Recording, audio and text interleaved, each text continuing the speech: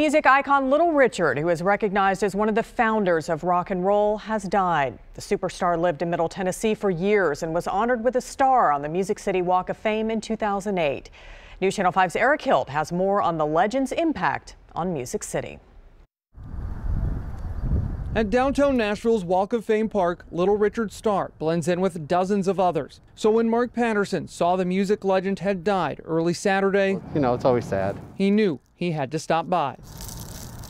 I just thought it was the right thing to do, to come down and pay my respects.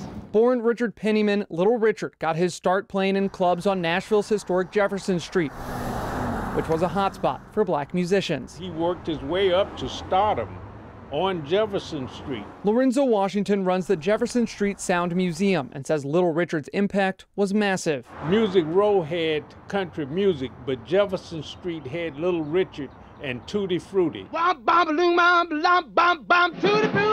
Little Richard just carved him out a place on Jefferson Street and in Nashville like nobody else had ever done.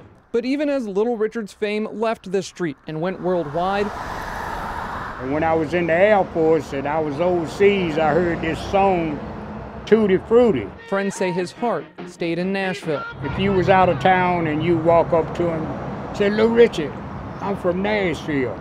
He had a conversation with you.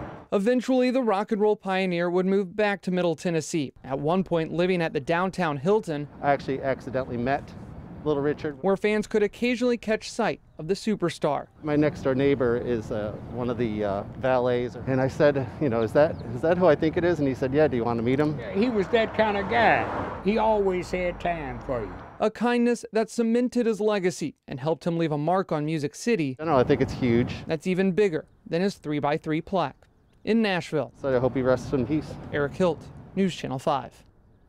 Little Richard's agent says the star died at his Tullahoma home after a fight with bone cancer. He was 87 years old.